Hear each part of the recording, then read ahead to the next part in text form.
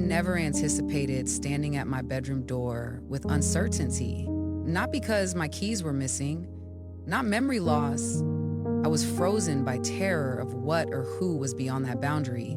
That night, I was paralyzed. With unsaid sentiments, my hand lingered on the handle. My heart races so hard that it echoes along the corridor. The silence around me, the air was thick. A stillness that amplifies your thoughts and makes them overpowering and powerful. I had no idea a major change was coming that would change my life. Without warning, I had no time to prepare. Just a second, a brief surprise. Jason's actions sparked something in me.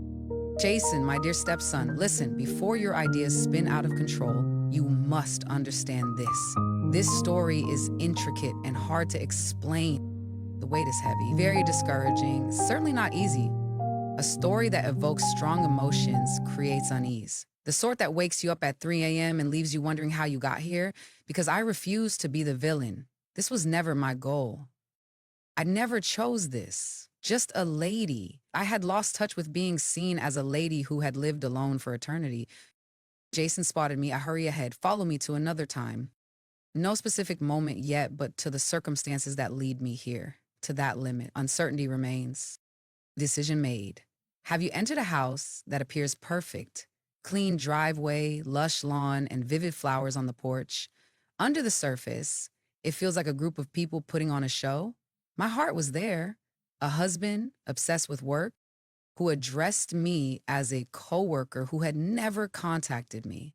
I connected with it deeply. Nearly 2 years passed. I recorded his weekly glances at me. I eventually lost everything. Jason arrived. I am courteous and respectful at 19, yet I find comfort in solitude. He moved in after issues with his mother. Not being a prying person, I kept back my questions. However, his eyes occasionally wavered. It seemed like he was carrying an invisible weight. Isn't it fascinating how troubled people identify each other? But I kept my distance. I thought it was essential. I was his stepmother. I fed people, purified. He was asked about courses. I followed my route until that fateful evening, that crucial time when I saw a moment not meant for me. It stole my breath away. When I met Jason in a vulnerable time, what may have exacerbated it, what deepened the wound, was that related to me? I want to say I left and forgot. My goal is to say I faced him. I want to share numerous thoughts and feelings. However, reality is more intricate than it appears. If you've felt alone, surrounded by others, but feeling absolutely alone, have you ever seen your mirror and felt like a stranger? Have you ever craved a short moment of closeness so much that you were afraid? You may eventually understand what happened. Before continuing, if you've ever had a daily burden on your heart, if you've ever wanted to express your deepest sentiments yet feared condemnation, click like to show your support. Shocking Infidelity Saga presents true experiences that question your assumptions about love, trust, and human relationships. Join our loving community by subscribing. Understanding and kindness are welcome here. Let me transfer you to that fateful evening. The corridor. To quietness, I paused at the entrance. It occurred anyhow. I thought becoming a stepmom would be comforting and welcoming. A gentle hug provides comfort and support, supporting personal growth, helping out, giving the needy refuge. However, it seemed like another chore. Get necessities, handle laundry, contact Jason, try to smile over supper despite the stillness. 38 years old. Our marriage is 7 years old. I once considered myself lucky. My spouse, Mark, has accomplished much. Support is provided. I always ensured we had a decent home, reliable cars, enough insurance, and a retirement plan. But he abandoned me long ago. I doubt it was about me. He may have gotten lost. I no longer feel loved in your arms. How can he talk to me without checking his phone? How can we sit together to make it more meaningful than two coworkers in the break room? His absences are regular: work, travel, gatherings, visits that become stays. He occasionally sends a message to check in. He sometimes falters. However, the house's deep quiet hurt me most. from separation, not peace. The hush grew heavier with Jason's arrival. Jason is 19 years old, former spouse Mark's kid. He wasn't supposed to be in our life this way. In a turbulent relationship with his mother, he lived his own life at a distinct pace. However, they had an unstated incident that everyone avoided. He was moving boxes and putting things in the guest room down the hall before I noticed. Conflicting feelings first overpowered me. He doesn't belong to me. My sense of obligation persisted. Prepped more meals, messages on the fridge, asking about his classes and getting a shrug or hardly audible is okay. Keeping cool, he showed warmth and care. However, he was really sad. He seemed to carry a weight too heavy for a young man. I occasionally saw his glance on me, not inappropriately, but unusually. He seemed to see through my veneer. Perhaps that caused my greatest dread. Mark seemed to have forgotten me. I was more than my outward appearance and practiced expressions, not the lady who cried in the bathtub to release unspoken feelings. Jason didn't say anything. Unlike Mark, his quiet was weighty. I wasn't excluded. I was drawn in. The mansion itself appeared to intensify the chaos. Unwelcoming, vast, immaculate. Everything is in order. It's not a simple error. It reveals larger difficulties. Such an environment would likely feel safe and comforting. However, it resembled a museum. We seemed to be performing, afraid to say anything meaningful. We had 3 chairs at the dinner table, yet the air was eerily quiet. Mark was immersed in a swirl of thoughts as he read through his emails, each mouthful of food a distraction from his mental agony. Jason gazed at his plate, losing himself in thoughts and sensations. What about me? I would grin. It would be light chat. I asked about each person's day. While thinking, I would discreetly gather the dishes. Always so. I sometimes lingered at the kitchen sink, plates clean, gripping the sponge and staring out the window, lost in contemplation. Lost in a swirl of ideas, nothing grabs me. I let the stillness envelope me. I can't pinpoint when everything changed, when Jason became a reflection of my feelings rather than a distraction. It may have been his thankfulness after supper, even while others were mute. How he noticed even the smallest changes, as if I changed my jewelry or parted my hair differently. Perhaps he noticed me. Man stare at ladies should be more meaningful, not now. However, how someone looks at another, actually seeing their cracks. There was no true love, not yearning, deep comprehension occurred. That kind of circumstance, such concentration, it appears unexpectedly. Reflecting on the ignored moves me. How to relive that. One fateful night, I came home early. It happened suddenly. Another meeting failed, and Mark was nowhere to be found, leaving me feeling abandoned. I remember getting home to find the driveway black, but for Jason's window's soothing orange glow. This home seemed suspended in time, waiting for anything to happen.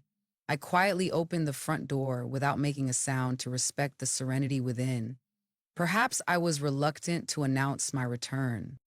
I'm lost. Floors creaked under my feet. The unpleasant sound amid the quiet reminds us that certain places should be left alone. No one disturbed the living room. All dishes are gone from the sink. Television is quiet.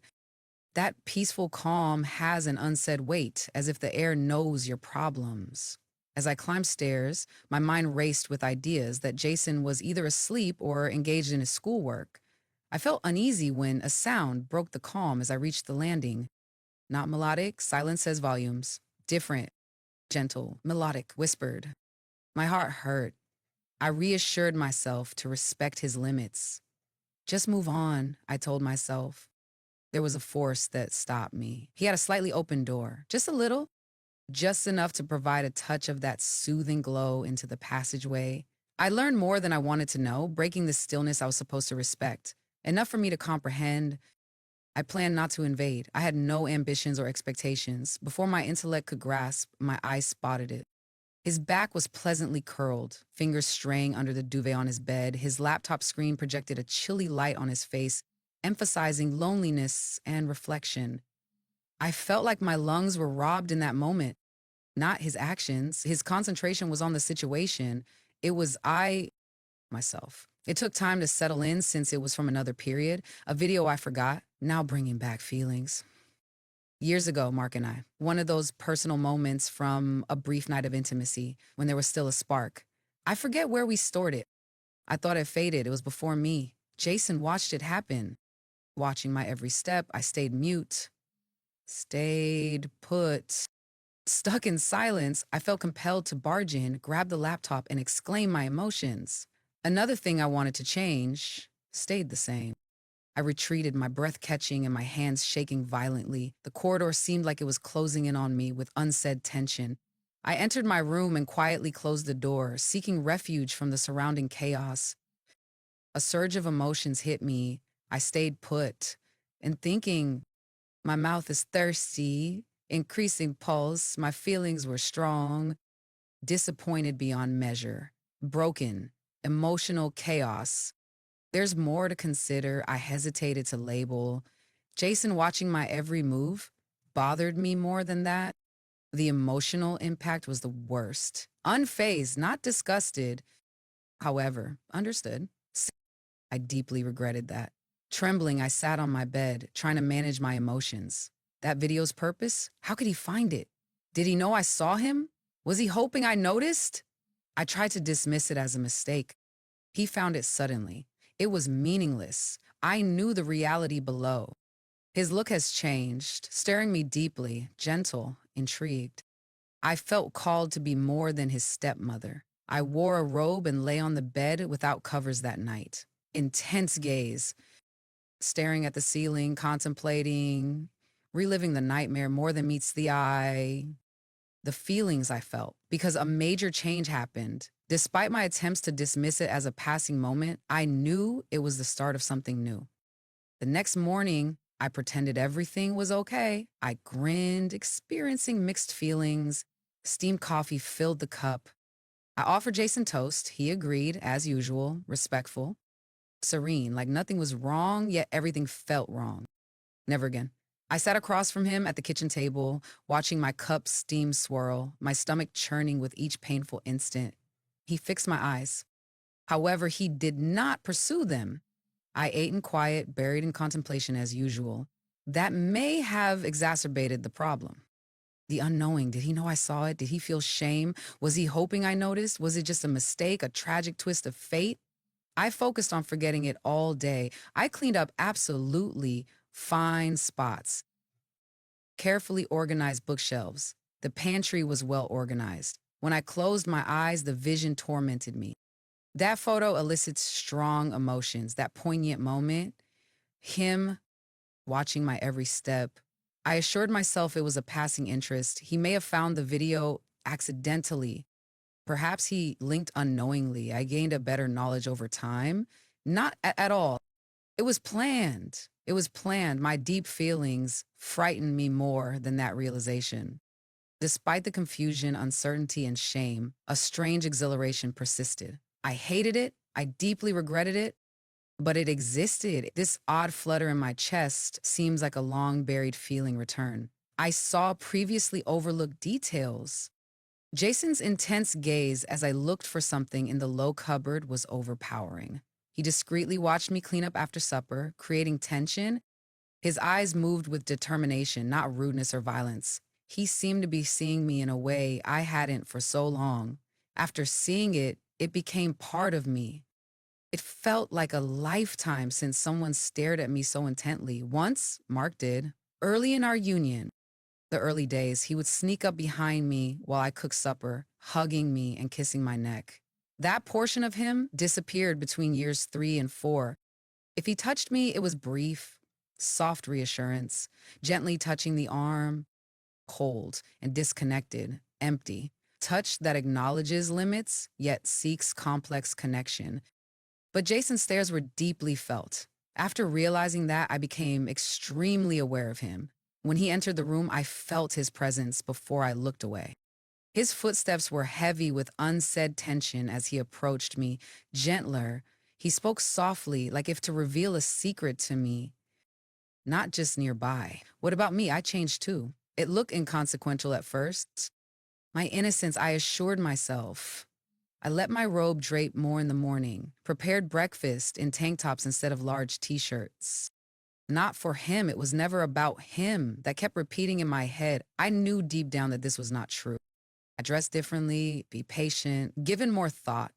Choose fabrics that fit the body well. I paused by the door as he approached, feeling heavier than usual, freed hair, skin still warm after shower. My remorse and disappointment were great. Still, I persisted. I kept my look when we met, those two lingering glances across the kitchen or down the hall. Should have. However, I did not.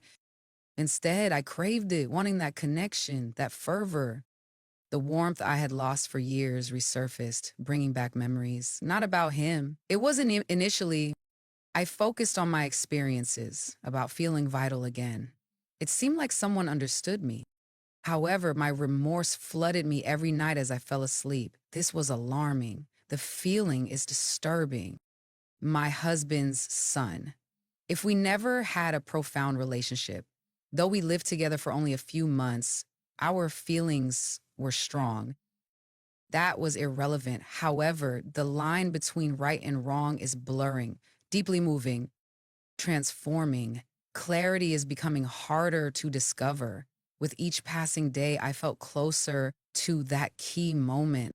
Glances tell tales. The start was modest. Peer moments can disclose greater realities from afar. In their eyes, innocence was a sham. I carried heavy bags home from the supermarket and my arms hurt from the day. I was surprised when the door opened as I struggled with the keys before I could knock. Jason, our decisions weigh on my heart. First, he was silent. He pulled the larger luggage from my arms, brushing against mine in an unconscious moment of tension. Though brief, it touched me greatly, like a flash or question, a question we both dreaded to ask amid the stillness. He took them into the kitchen and laid them gingerly as if they would break.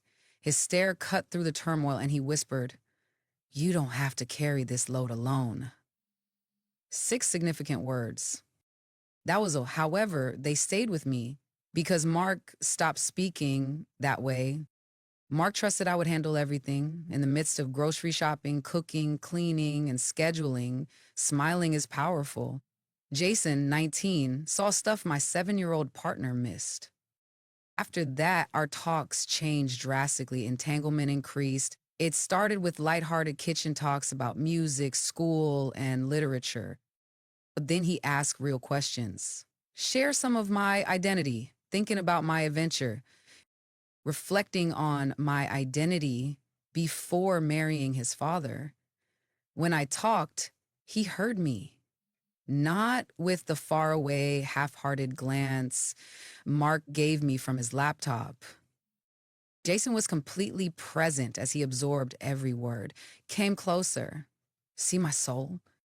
Reacted to my emotions sincerely, and I anticipated it with hope and fear. For him, Mark left home again one terrible night. As I sat in the darkly lit living room with a glass of wine, the beautiful melodies of an old movie evoked profound meditation. Jason came in, hesitated, and sat at the end of the couch. Our quiet was lengthy, silently contemplated. Suddenly, the mood changed. They kissed passionately on screen, gradually, heavy-hearted. My body tensed up, looked away from him. I declined. No doubt the air changed. I grabbed the controller after a second. He came simultaneously. Our fingertips touched. We contemplated, just long enough to matter. He removed his hand, leaving a heavy quiet. He apologized softly. I shook my head but didn't say anything, letting the tension hanging. I couldn't. It wasn't meant to be. So it was really. After then, touches became common, additional. Think carefully. A brief contact as he offered me salt.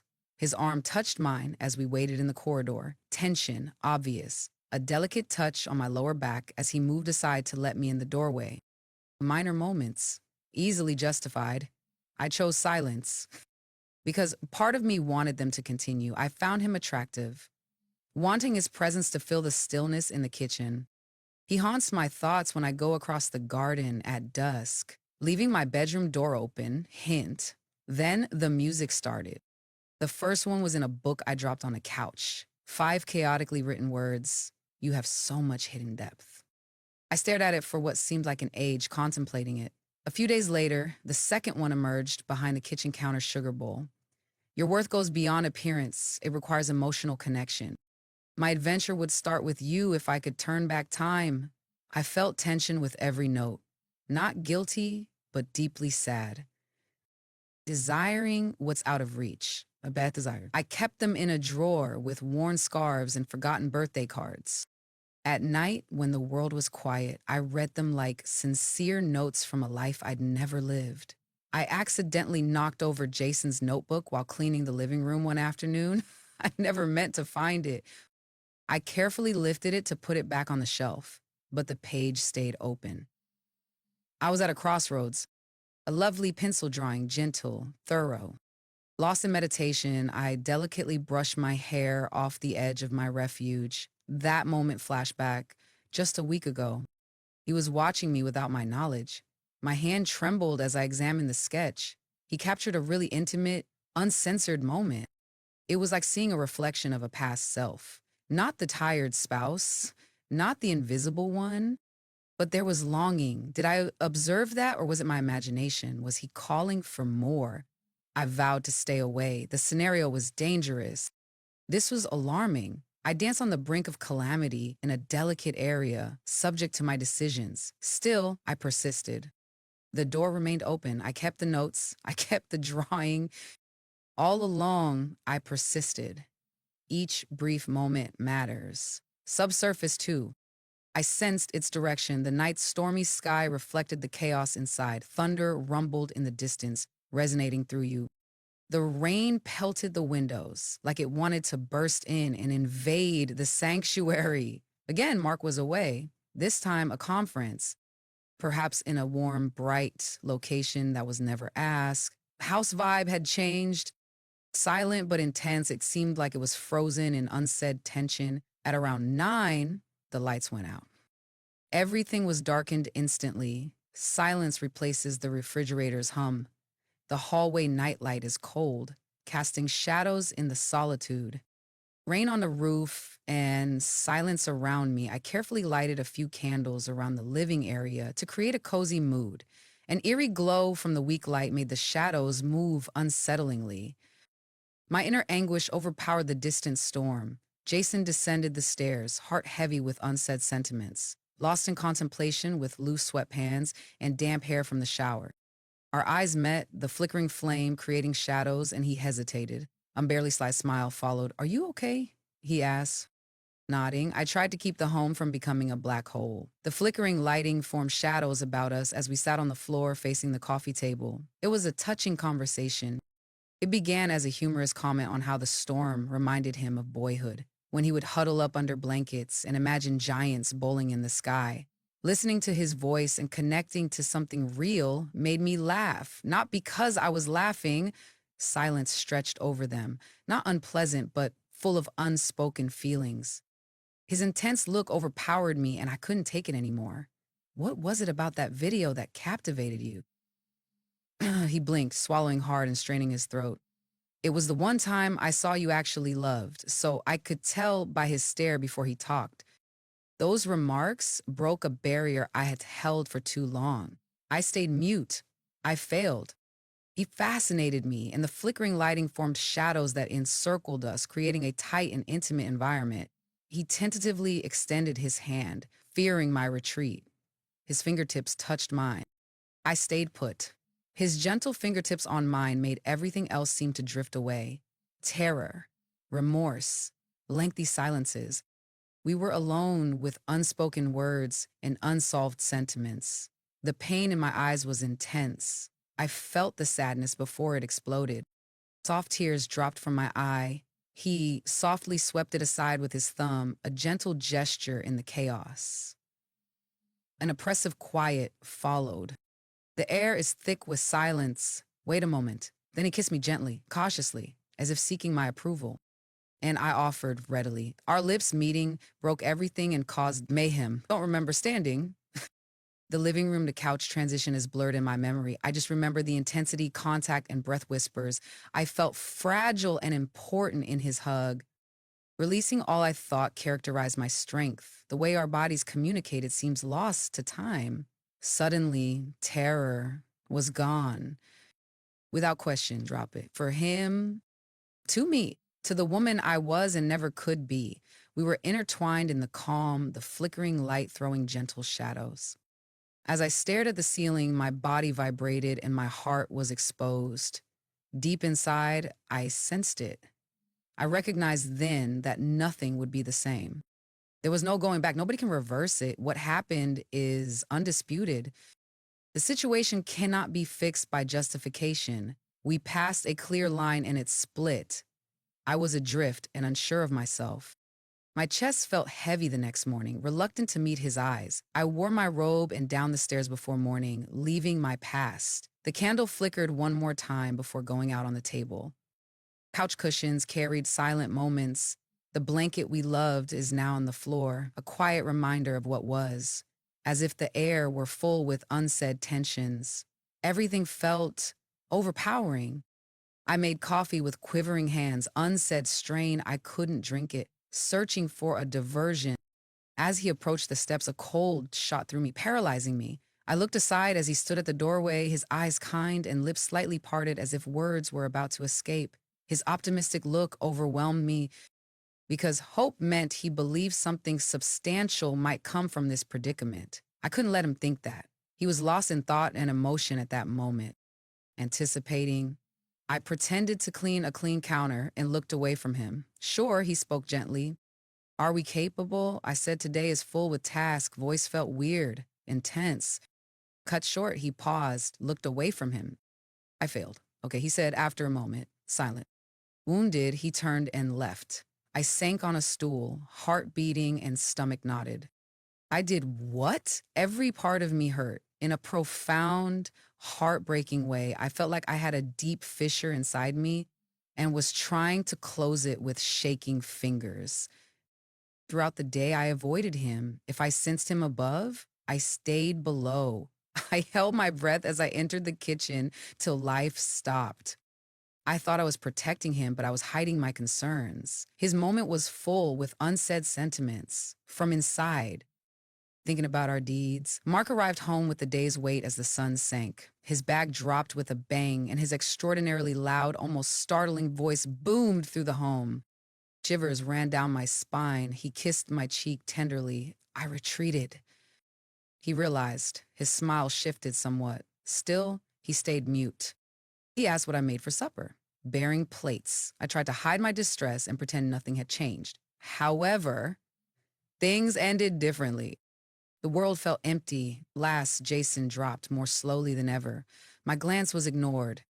Lost in unsaid sentiments, he sat across the table with his plate untouched. I stared at my plate, avoiding eye contact.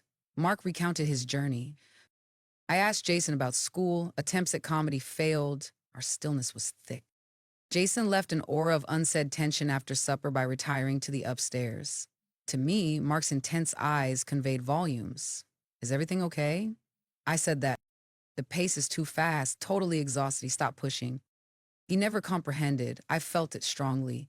Unsettling anxiety permeated the air. It's not enough to blame me, just enough to stir emotions. I recoiled again when Mark reached for me in bed that night. I reported feeling sick. He turned away silently, carrying unsaid sentiments, falling asleep. I felt the storm growing inside me as I lay in the darkness staring at the ceiling. The ensuing days were chaotic. Jason seldom spoke to me. His warm eyes were suddenly filled with confusion and treachery. He mercilessly took my heart after I gave it to him. I let him think there was a way in, then shut it off. Deep calm enveloped him. He was nearby. He was just paying. It broke my heart. I tried to erase it, yet every place echoed our activities. The couch, corridor, ascending stairs. I stared at the mirror in the restroom, seeing a foreign reflection. I wandered through life, feeling like an echo of myself. The guilt was crushing, but the need was equally strong. The hurt of a true relationship despite imperfections. I felt alone and unable to talk about my problems. Definitely not my buddies. He's not my hubby. I barely recognized myself, so I carried remorse, unnoticed by others, but ever present. And Jason, he became more reclusive, withdrawn. He seemed to be avoiding my decisions' chaos. Perhaps he finally saw me for who I am. A lady lost in her own despair, seeking a spark of warmth, even if it burned her soul. My chest felt heavy the next morning, reluctant to meet his eyes. I descended the stairs in my robe before morning, leaving my past. A sensation of loss lingered when the candle burned out on the table. Couch cushions carried silent moments. The blanket we loved is now on the floor, a quiet witness to the tumult. Everything seemed overpowering, like the walls were screaming in pain. I made coffee with quivering hands, unsaid strain. I couldn't drink it. I just wanted to fill the void. I became gripped by tension when I heard his footsteps on the stairs. I couldn't look at him as he stood in the doorway, his gaze kind and his lips slightly parted as if words were about to escape. His eagerness overwhelmed me. He held out hope that something may come from this scenario. I couldn't let him keep that delusion. He was lost in thought and emotion at that moment. Anticipating, I pretended to clean a clean counter and looked away from him. Sure, he spoke gently. Are we capable? I interrupted since I'm busy today. It felt odd to speak. Restrained. Cut short. He hesitated, thinking about unsaid sentiments. Looked away from him. I couldn't, okay? He said after a moment. Silence. Wounded, he turned and left. I sank on a stool, heart beating and stomach knotted. I did what? Every part of me hurt. In a profound, heartbreaking way, I sensed a deep fracture within me and urgently tried to close it with shaking fingers. Throughout the day, I avoided him. If I sensed him above, I stayed below. I held my breath as I entered the kitchen till life stopped. I believed I was protecting him. I secretly hid my genuine self. It seemed like a huge weight, a rising storm to him. From inside, thinking about our deeds, Mark went home with the day's burden as the sun set. Unspoken thoughts weighed on his luggage as it plummeted. He spoke throughout the home, infusing the air with yearning. Too common, extremely hopeful. Shivers ran down my spine. He kissed my cheek tenderly. I retreated, he realized. His smile dropped somewhat, and I noticed. Still, he stayed mute. He asked what I made for supper. I carried plates while pretending nothing had changed, struggling to survive. However, it was the contrary. The world felt empty. Jason fell last, his motions laden with wordless weight. He looked away from me. With a heavy stillness, he sat across the table, his dish untouched. I concentrated on my plate throughout. Mark tried to relate his vacation experiences, but the conversation turned tense. I asked Jason about school. Attempts at comedy failed. Our stillness was thick. Jason disappeared upstairs after supper, leaving an air of unresolved tension. Mark's intense gaze penetrated me. Is everything okay? I said it was rushed, totally exhausted. He refrained. He never did. I felt it strongly. A sense of discomfort pervaded him. It's not enough to blame me, just enough to stir emotions. I recoiled again when Mark reached for me in bed that night. I reported feeling sick. He turned away silently, carrying unsaid sentiments. Falling asleep, as I lay in the dark staring at the ceiling, I felt my unrest blazing like a storm. Trouble intensified in the following days. Jason seldom spoke to me. Once warm, his eyes now held bewilderment and treachery. He mercilessly took my heart after I gave it to him. I let him think there was an opening, then instantly closed it. Deep calm enveloped him. He was nearby. He was badly hurt. It broke my heart. I tried to erase it. Each area carried unsaid realities from our acts. The couch, corridor, unspoken tension, on the steps up. In the silent bathroom, I looked in the mirror and saw a stranger, her identity buried in my own anguish. I wandered through life, feeling like an echo of myself. The guilt was crushing, but the need was equally strong. The hurt of a true relationship despite imperfections. I felt alone and unable to talk about my problems. Definitely not my buddies. He's not my hubby. I feel so alienated from myself. I carried the weight of guilt, a fragrance unseen by others, but constantly present. And Jason, his withdrawal increased. He seemed to be avoiding my decisions' chaos. Maybe he finally saw me for who I am. She's locked in her sadness. desire for connection, even if it burned. I've kept this private, not even my confidant. For years, it has pushed at my ribcage like a secret truth trying to escape. But tonight, I had to let it happen. Not for forgiveness, not for salvation, simply seeking comprehension. Sometimes loneliness is worse than wrongdoing. Tired of carrying this weight alone. Am I wrong about what happened, or was I just a soul seeking recognition? Feeling connected to feel again after so long, numb. My status is unclear. This is known to me. Before that hallway moment, expressing intentions is easy. Standing there with your fingertips on the doorknob, emotions pour over you, and your heart breaking over something you never thought you could handle. Comment. Have you ever crossed a border you couldn't cross back? Who have I become? Have you looked in the mirror? If you were me, how would you have handled this? And if this story touched you, if you reflected, felt deeply, and recalled a part of yourself you believe was lost forever, open out on your feelings. Support this video, share it with someone who may be silently struggling. Join us on Shocking Infidelity Saga as we reveal the hidden facts many are reluctant to say. In truth, we all have scary stories we dread to discuss. Perhaps sharing begins the healing process.